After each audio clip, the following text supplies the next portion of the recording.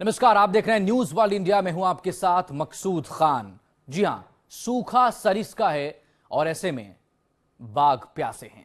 पानी की कमी से इंसान ही नहीं बल्कि अपने कुदरती आशियाने में रहने वाले जानवर भी संकट में हैं। राजस्थान का सरिस्का नेशनल पार्क कभी टाइगर का शिकार तो कभी उसको दोबारा बसाने को लेकर सुर्खियों में रहा है। अरावली से घिरे इस जंगल में 5 साल से एक बार फिर बाघों की दहाड़ गूंज रही है, लेकिन अब इस जंगल और उसके जानवरों पर खतरे के बादल मंडरा रहे हैं। दरअसल यहां दिसंबर से ही पानी का संकट जारी है। खास पेशकश में आपको दिखाते हैं सरिस्का टाइगर रिजर्व से विशाल बैरिस्टो की ये खास रिपोर्ट। सरिस्का के लिए ये गर्मियां अग्नि परीक्षा लेकर आई हैं। अगले 2 महीने फॉरेस्ट डिपार्टमेंट और उन 13 बाघों के लिए बहुत मुश्किल होने वाले हैं जिनकी हुकूमत सरिस्का जंगल पर चलती है। वजह है पिछले 2 सालों से सरिस्का में अच्छी बारिश नहीं हुई है। इसी वजह से सरिस्का में जो नेचुरल वाटर सोर्सेज हैं वो पूरी तरह से सूखने के कगार पर हैं। फॉरेस्ट डिपार्टमेंट ने जगह जगह ट्यूबवेल से टाइगर की प्यास बुझाने की कोशिश की है, लेकिन कितनी कामयाब है ये कोशिश और कितना खतरे में है टाइगर पानी की कमी की वजह से, आइए चलिए हमारे साथ अंदर और हम दिखाएंगे आपको बाघ और उसकी अग्नि परीक्षा। इन्हीं खूबसूरत नजारों को देखने के लिए सैलानी जंगल सफारी में न जाने कहां तक भटकते हैं, लेकिन जंगल का ये राजा अब खुद भटक रहा है। सूरज की गर्मी और जमीन पर पानी के अकाल ने बाघों की मुसीबत बढ़ा रखी है।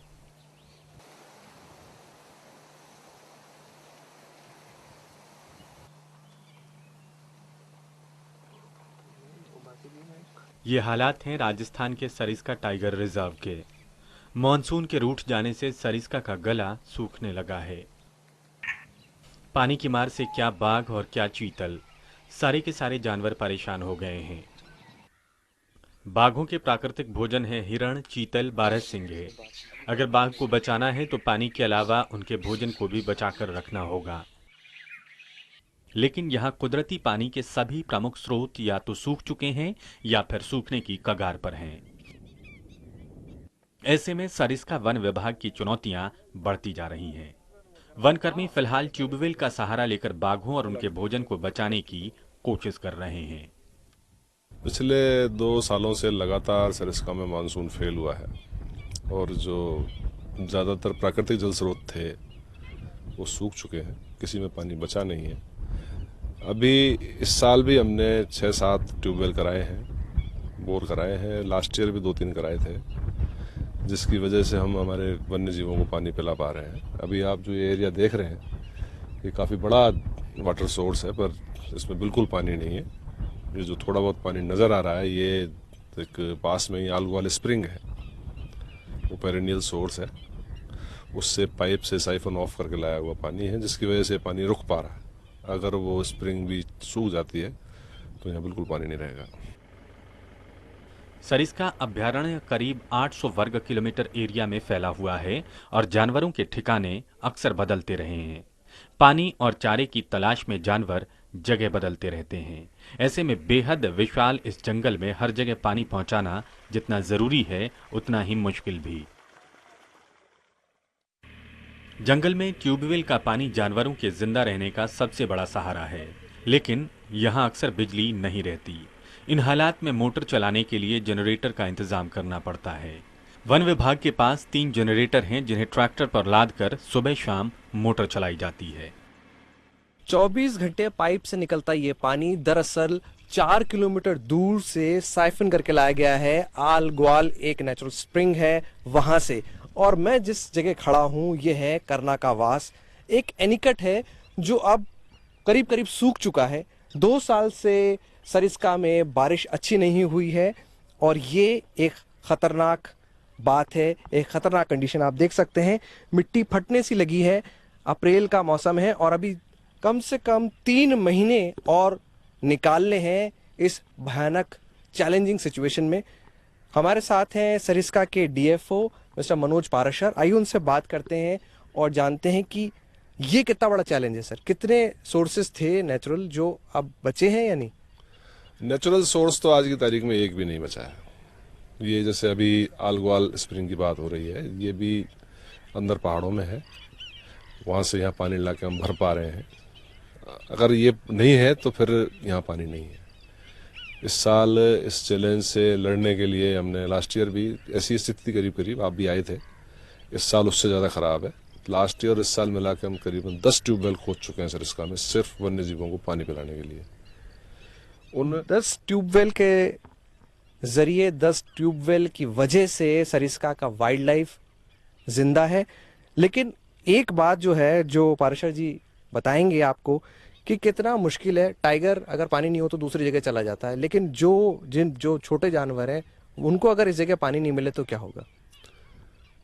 दरअसल देखने में लगता है कि टाइगर को पानी चाहिए, सांबर को चाहिए, चीतल को चाहिए, नीलगाय को चाहिए, मगर बड़े एनिमल्स दूर दूर चले जाते हैं। वो खेतों में भी जा सकते हैं पानी नहीं है तो, मगर जो छोटे जीव हैं, गिलहरियाँ हैं, सिवेट्स हैं, अपनी पर्क्यूपाइंस हैं, खरगोश हैं और छोटे मोटे सैकड़ों जीव हैं, अगर ये पानी सोर्स सूख जाता है तो निश्चित रूप से उनके पास जान देने के अलावा रास्ता नहीं रहेगा, क्योंकि वो किलोमीटरों दूर दूसरे वाटर सोर्सेज तक नहीं जा सकते। इसलिए किसी भी कीमत पे, चाहे टैंकरों से भरना पड़े, मुझे लगता है ऐसा होगा नहीं, मगर ज़रूरत पड़ी तो भरेंगे। ये वाटर होल्स जो अब हैं ये तो बरसात तक मेंटेन किए ही जाएंगे। बरसात तक इनको मेंटेन करना ही पड़ेगा। लेकिन वाटर होल जो होते हैं एक परफेक्ट हंटिंग ग्राउंड भी होते हैं। टाइगर यहाँ पर आता है, उसको अपना हंट मिल जाता है, अपना शिकार मिल जाता है। अगर पानी नहीं मिलेगा तो जाहिर सी बात है वो दूसरे इलाके में जाएगा और फिर वहाँ पर टाइगर्स में क्लैशेस होंगे, वो भी एक चैलेंज होता है। हाँ, ऐसी जो ड्राउट कंडीशंस हैं, ये जो कार्निवोर एनिमल्स हैं उनकी लाइफ को थोड़ा वैसे इजी बना देती हैं, क्योंकि हर वाटर सोर्स पे उसको पर्याप्त खाना मिलेगा। मगर आपस में क्लैशेस के चांस भी बढ़ते हैं, लड़ाइयाँ होती हैं। पर चूंकि इस वक्त जंगल बिल्कुल सूख चुका है, विजिबिलिटी बहुत दूर तक है, दूर दूर तक दिख रहा है, तो जानवरों में लड़ाई झगड़े की संभावना कम रहती है। दूर से देख लेते हैं, हट जाते हैं। पर हाँ, ये फिर कहना पड़ेगा कि जब इस तरह क्राइसिस होता है तो कार्निवोर एनिमल सारे ही, उनकी लाइफ ईजी हो जाती है। तो जैसे कि आपने सुना, ये एक भयानक सिचुएशन है सरिस्का के लिए। और मैं जिस जगह खड़ा हूँ यहाँ पर कमर तक पानी होना चाहिए, लेकिन आप देख सकते हैं मैं आराम से उस दीवार तक पैदल जा सकता हूँ।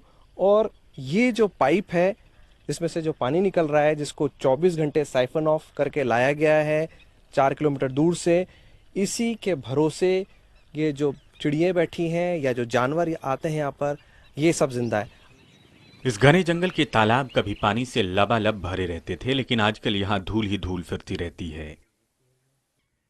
पानी की कमी, बीमारी या शिकार के दौरान मारे गए जानवरों पर झपटते गिद्धों को देखना भयानक लगता है। सरिस्का में 2 सालों से अच्छी बारिश नहीं हुई है, लेकिन इस साल अच्छी बारिश की संभावना से राज्य सरकार को अच्छे दिन लौट आने की उम्मीद है। देखिए, प्रकृति पर तो अपना बस नहीं चलता है। निश्चित रूप से 2 साल से बरसात कम हुई है, मगर ट्यूबवेलों में पर्याप्त पानी है हमारे यहाँ। तो जो भी वाइल्ड लाइफ में जो भी जानवर हमारे पास है, उनमें कोई भी पानी के चलते कोई परेशानी नहीं है। अभी भी 10 लाख रुपए हम लोगों ने दिए है, तो वो ट्यूबवेल 1-2 जहाँ भी और कम पड़ रहे हैं वहाँ कर लेंगे। वहाँ पर कुछ काकवाड़ी वो महल था पुराना, तो उसको जीर्णोद्वार करवाया। उसका नया तो फॉरेस्ट में कुछ बन नहीं सकता, मगर पुराना बना हुआ है कुछ भी, उसको हम रिनोवेशन कर सकते, तो वो हमने करवा दिया। 7 टाइगर आए थे हमारे, उसका अभी 13 हो गए, 6 बढ़ गए कर गए। सरिस्का में मौजूद इंसानी आबादी भी बाघों के लिए खतरा है। पानी की कमी से जंगल में बसे गांव वाले और उनके पालतू जानवर भी जूझ रहे हैं, और वो अक्सर जंगल के हिस्से के पानी हथिया लेते हैं। कहीं जानवरों के लिए लगाए गए हैंडपंप मवेशियों के काम आ रहे हैं, तो कहीं मुश्किल से भरे गए वाटर होल्स में भैंसें तैरती रहती हैं। इस बीच चौकन्ने जंगली जानवर अपनी बारी का इंतजार करते रहते हैं। आगे आपको दिखाएंगे कि सूखते जलाशय और पानी की कमी के लिए सरिस्का में बसे गांव वाले कितने जिम्मेदार हैं। कहते हैं वन से बारिश और बारिश से जल, लेकिन ये मान्यता सरिस्का के इलाके में ठीक नहीं बैठती। 800 वर्ग किलोमीटर के इस अभयारण्य में जंगल तो खूब हैं, लेकिन 2 साल से बारिश रूठी हुई है। नतीजा इसका ये कि सरिस्का के पानी से लबालब जलाशयों में धूल उड़ रही है और नन्हे से पशु पक्षियों के साथ साथ खूंखार बाघ भी संकट में हैं। इसके अलावा इलाके में बसे गांव और उनके मवेशी वन विभाग की परेशानी बढ़ा रहे हैं। जाड़ा बीतते ही सरिस्का में पानी का संकट खड़ा हो गया। अभी बारिश का पानी जलाशय में आने में करीब 3 महीने लग जाएंगे। तब तक दूर से पानी लाने के लिए कहीं पाइपलाइनें खोदी जा रही हैं, तो कहीं पुराने कुओं और बावड़ियों को उलीचा जा रहा है। 1953 में सरिस्का को टाइगर प्रोजेक्ट घोषित किया गया। इसमें 29 गांव बसे हुए हैं, जिनमें से सरकार 3 गांव को ही विस्थापित कर पाई है।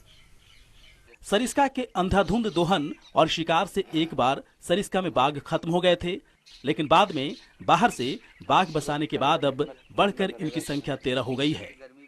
मौजूदा हाल में पानी के लिए गांव वालों और जानवरों में मारामारी मची हुई है। यहां बसे ग्रामीणों के पास बड़ी संख्या में मवेशी हैं और उनके लिए पानी का वही स्रोत है जो जानवरों के लिए है। जंगल के कारण मवेशियों के लिए चारा भी आसानी से मिल जाता है, इसलिए कई ग्रामीण मवेशियों की तादाद बढ़ाते जा रहे हैं। लेकिन हर वक्त मवेशियों पर जंगली जानवरों के हमले का खतरा होता है, लेकिन गांव वाले इससे बेपरवाह नजर आते हैं, क्योंकि शिकार हुए हर मवेशी पर सरकार बढ़िया मुआवजा दे देती है। मैं इस वक्त हूँ जंगल के क्रास्का इलाके में। 50 घर कॉम्पनसेशन लेकर टाइगर को जमीन सौंप चुके हैं, लेकिन अब भी कुछ ऐसे लोग हैं जो यहाँ से नहीं जाना चाहते। उनकी क्या वजह है और क्यों अब भी वो टाइगर के घर में अपना घर बसाना चाहते हैं, आइए उनसे बात करते हैं। क्या नाम है आपका? राम प्रताप। ये बताइए कि आपके 50 लोग जा चुके हैं, आप क्यों नहीं जाना चाहते? मैं जमीन मांग रहा है, जमीन दे दो, मकान बना दी, मैं उठ बाटे खुशी हाँ, तैयार हाँ। अब वो तैयारी कर रही है जंगलात। जमीन और मकान कहाँ मांग रहे हैं आप? ये कानपुरा मंडावराम बसारिया है हमने। कितना दूर है यहाँ से? ये ताल बरसा की साइड में हुआ। और आपके जो 50 घर गए हैं वो कितने पैसे लेकर गए और कहाँ गए? 10-10 लाख में कोई बरकरी, कोई खरकरी, जग जग में कोई शीरा, सही गया वो लोग 10-10 लाख में गया। 10-10 लाख लेकर 50 घर यहाँ से जा चुके हैं, लेकिन इनको जमीन और मकान दोनों चाहिए। पानी की कमी है जंगल के अंदर। ऐसे में आपके ये जो भैंसे होंगी, आपके पास कितनी भैंसे? भैंस 50-60 से 50-60 भैंसे इनके पास हैं। 50-60 भैंसों को पानी भी चाहिए, नहाने के लिए भी चाहिए, पीने के लिए भी चाहिए। ऐसे में आपको डर नहीं लगता कि टाइगर आपकी भैंसों पर हमला कर देगा? नहीं करे, खाओ से तुम्हारी दूनी बद्धे से, एक ने खाओ 2-4-5 बद्धे से बधेरा वो से। और अगर टाइगर आपकी भैंसों खाता है तो सरकार से कितना पैसा मुआवजा मिलता है? दिन से 10,000 रुपये। तो जैसे कि आपने सुना, इनको कोई परवाह नहीं है कि टाइगर इनकी भैंसों को खा जाए, क्योंकि अगर खा भी लेगा तो सरकार इन्हें 10,000 का कॉम्पनसेशन देगी, इस 10,000 का मुआवजा देगी। आप देख सकते हैं ये लोग यहाँ पर जंगल के अंदर बाहर से चारा लेकर आए हैं या चारा जमा कर रहे हैं और अब यहाँ से ये आगे लेकर जाएंगे। लेकिन टाइगर के लिए ये चीज़ बड़ी खतरनाक है, क्योंकि जब पानी कम हो जाएगा तो मैन और टाइगर कॉन्फ्लिक्ट के चांसेस बहुत ज़्यादा बढ़ जाएंगे। सवाल केवल बाघों का ही नहीं है, सरिस्का में रह रहे उन छोटे जानवरों, पक्षियों का भी है, जिनकी प्यास बुझाने का एकमात्र जरिया वाटर होल्स ही है। बाघ तो पानी की तलाश में फिर भी भटक लेते हैं, लेकिन छोटे जानवरों में तो भटकने की जान तक नहीं होती। फिर चिलचिलाती धूप और भयानक गर्मी में ट्यूबवेल का भी क्या भरोसा, कब साथ छोड़ दे। इसलिए वन विभाग जमीन के अंदर पाइपलाइन बिछाकर इन्हें आपस में कनेक्ट कर रहा है। मैं इस वक्त हूँ सरिस्का के काली चौतरी इलाके में। काली चौतरी एक बाघिन का इलाका है जिसके 2 बच्चे भी हैं, 2 कब्स हैं। सरिस्का में पानी की जबरदस्त कमी को देखते हुए 16 किलोमीटर के इलाके में बोरवेल्स को इंटरकनेक्ट करने का प्लान बनाया गया है, ताकि एक भी अगर फेल हो जाए तो दूसरा वाटर होल्स पर पानी पहुंचा सके। आप देख सकते हैं मेरे पीछे ये जेसीबी लगी हुई है और इसने करीब 1.25 किलोमीटर का जो इलाका है वो खोद लिया है और इसके अंदर अब पाइप बिछाए जाएंगे। ये एक बहुत अच्छा प्लान है और उम्मीद ही की जा रही है कि ये कारगर साबित होगा, क्योंकि पानी के अंदर पाइप फट जाए या कोई सूख जाए बोर, तो दूसरा बोर पानी पहुंचा सके और जानवरों को पानी की कमी महसूस ना हो। क्योंकि ये माना जाता है कि टाइगर तो बहुत दूर दूर इलाके में चला जाता है, कभी कभार दूसरे टाइगर के इलाके में इन्फ्रिंज भी कर लेता है, लेकिन छोटे जानवर जो हैं वो अपना इलाका नहीं छोड़ सकते। वो पानी नहीं मिलेगा जिस जगह उनको आदत है तो वो परेशान हो जाएंगे। हमारे साथ हैं सरिस्का के assistant conservator of forest Bharat Singh ji, आइए उनसे पूछते हैं। भरत सिंह जी, ये आइडिया आपको क्यों आया कि भाई इनको इंटरकनेक्ट किया जाए? क्या कोई फेल हुआ, कोई बोर? पिछले 2 साल से सरिस्का में बहुत कम बारिश हुई है और संभावना ये है कि अगर इस बार भी ऐसा ही पिंच पीरियड रहा तो जो पहले ऑलरेडी एग्जिस्टेड जो सिस्टम है उस सिस्टम में कहीं कोई दिक्कत आ सकती है। तो चूंकि हमने इस बार 3 नए बोर खुदवाए हैं और उनमें अच्छा पानी मिला है, तो क्यों नहीं इनको हम पुराने सिस्टम से जोड़ दें ताकि दोनों मिलकर के परफेक्ट स्थिति में चलते रहें। 3 बोर आप बात कर रहे हैं 16 किलोमीटर इलाके की। 16 किलोमीटर की। अच्छा, आपने ये जो 16 किलोमीटर का एरिया चुना है, इसमें कौन कौन सा इलाका आता है और ये कितना क्रिटिकल है? ये हमारे इस टाइगर प्रोजेक्ट का बिल्कुल हार्टलैंड है और मेजॉरिटी ऑफ द पॉपुलेशन हमारी इसमें है। प्लस अगर टाइगर्स की हम बात करें तो ST2 प्लस उसके 2 जो अभी रिसेंटली नए जो कब्स हैं वो, प्लस 4 और 5 और 7 और 8 ऐसे करके करीब करीब 5 टाइगर्स का इसमें जो है ना मूवमेंट बना रहता है मोर और लेस। लिहाजा ये बहुत ही क्रिटिकल और एक प्रकार से सरिस्का का जो ना हार्टलैंड है। तो इस जैसे कि भरत सिंह जी ने आपको बताया कि ना सिर्फ ये एक बाघिन और उसके 2 बच्चों की जिंदगी और पानी की प्यास का सवाल है, बल्कि 5 टाइगर हैं जो इस पूरे इलाके में इधर से उधर आते जाते रहते हैं और ये सरिस्का का हार्टलैंड है। जानवरों की प्यास बुझाने के काम में केवल सरकार ही नहीं जुटी है, बल्कि यहाँ के मशहूर पांडु पोल मंदिर प्रबंधन ने भी हाथ बढ़ाया है। पांडु पोल के आसपास काफी पानी है और यहाँ का पानी सुदूर जंगलों में पहुंचाया जा रहा है ताकि जानवरों को ये गर्मी बर्दाश्त करने की ताकत मिलती रहे। मैं इस वक्त हूँ सरिस्का जंगल के उस हिस्से में जिसे पांडु पोल कहा जाता है। पांडु पोल जिसका नाम पड़ा पांडवों पे। हिंदू मान्यता के अनुसार पांडवों ने अपना अज्ञातवास का कुछ हिस्सा यहाँ बिताया था। विराटनगर जाते हुए वो यहाँ रुके थे। विराटनगर पास में एक शहर है। ये हिस्सा हमेशा ही पानी से सराबोर रहता था, लबालब रहता था और काफी तादाद में यहाँ पर तीर्थयात्री भी आते हैं। मंगलवार को आते हैं, पूर्णिमा पर आते हैं और शनिवार को भी यहाँ पर आते हैं। लेकिन अब बारिश ना होने की वजह से ये पूरा इलाका जो है वो सूख चुका है और इस हिस्से को सूखे से बचाने के लिए यहाँ पर एक बोरवेल खोदा गया है और बोरवेल खोदने में यहाँ के पांडुपोल के मंदिर ने जो बहुत मदद करी है फॉरेस्ट डिपार्टमेंट की। और हमारे साथ हैं यहाँ के पुजारी मुरारी जी। मुरारी जी, ये बताइए कि इस बोर से कितनी दूर तक पानी पहुंचाया जा रहा है जंगल में? यहाँ से तकरीबन 4 किलोमीटर तक पानी जा रहा है और आगे भी पहुंचाने की योजना है। 4 किलोमीटर तक। और ये कितना गहरा खोदा है? आपको कितनी गहराई पर पानी मिल गया था? यहाँ पर वैसे तो पानी तो करीब 20-25 फुट के नीचे है, लेकिन अच्छा जो पानी है वो तकरीबन 350 फीट से अच्छा है। और आपने कितना खोदा इसको? इसको करीब 400 फुट तक खोदा है। ये 400 फुट तक खुदा हुआ है। और मेरे पीछे आप देख सकते हैं ये खजूर के पेड़ जो अच्छी खासी तादाद में लगे हुए हैं। ये इस बात का प्रतीक है कि यहाँ कभी पानी हुआ करता था और अच्छा खासा पानी होता था और आज भी जमीन के नीचे काफी पानी मौजूद है।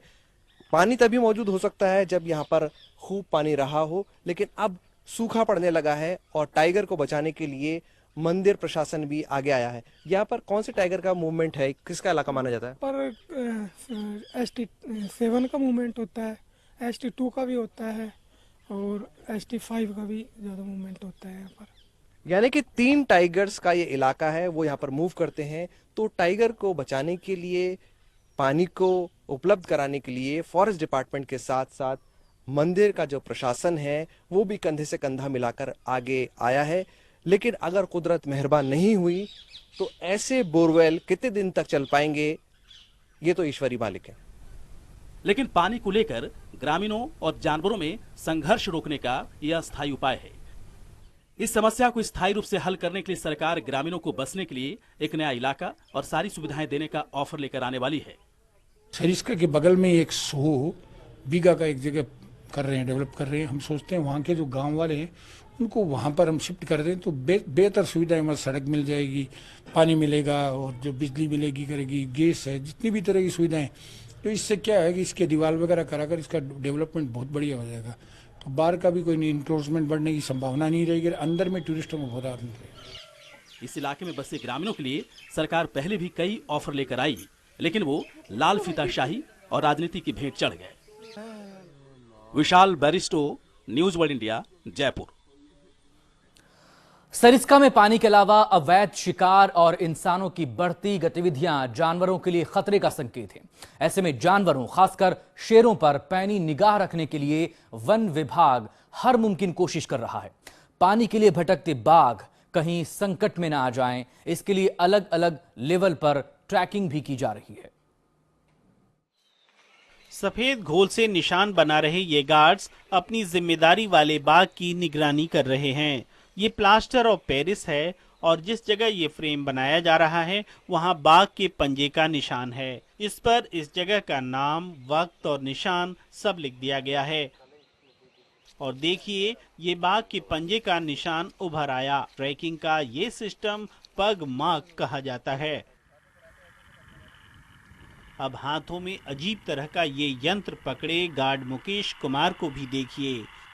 इस यंत्र को देखिए। रेडियो कॉलर और इलेक्ट्रॉनिक मॉनिटरिंग के बावजूद मैनुअल ट्रैकिंग अभी भी वन विभाग का महत्वपूर्ण औजार है।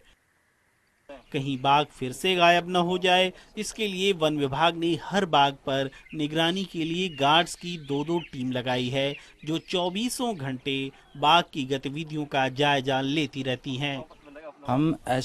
मैं फिलहाल ST9 की ट्रैकिंग कर रहा हूं सर। हर टाइगरों पे अलग अलग बंदे हैं और ST9 का इलाका इधर बांदीपुर से और हमारे तालवर से जो रेंज है वहाँ तक का है और ज़्यादातर ये माड़ों में रहती है। और हम ट्रैकिंग के साथ साथ वाटर पॉइंटों का भी ध्यान रखते हैं। वाटर पॉइंटों पे मतलब पानी है या नहीं उसकी सूचना देते हैं। और ट्रैकिंग सुबह 6 से 11 बजे तक करते हैं। उसके बाद 2 घंटे हम खाना वाना खाने के लिए लंच, उसके बाद फिर 2 से 7 बजे तक करते हैं। कितनी टीमें आपके ट्रैकिंग में लगी? हमारे मतलब 13 टाइगर हैं, तो उनके हर टाइगर के साथ 2 बंदे हैं।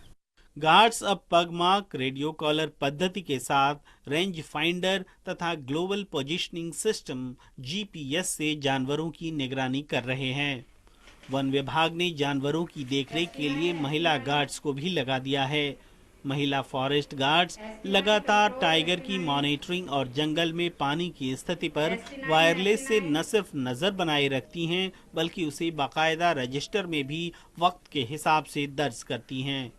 2 साल से बारिश नहीं हुई तो जंगल में पानी की कमी हो रही है।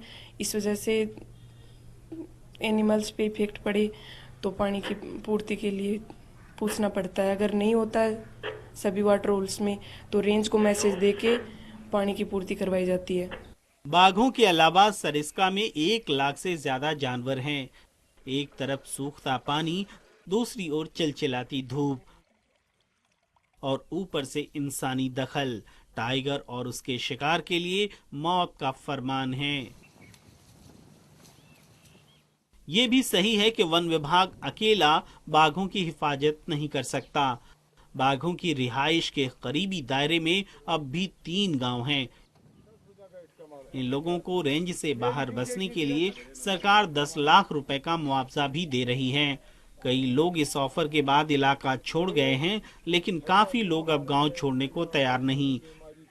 ग्रामीणों को समझाने के लिए एक्टिविस्ट की मदद भी ली जा रही है। मेन विलेज जो बीच में बिल्कुल कोरी रह के आता है, हरीपुरा, और उसके अलावा क्रास का 2 गांव है जहां पे रिलोकेशन प्रोसेस अब काफ़ी तेज़ी से काम कर रहा है।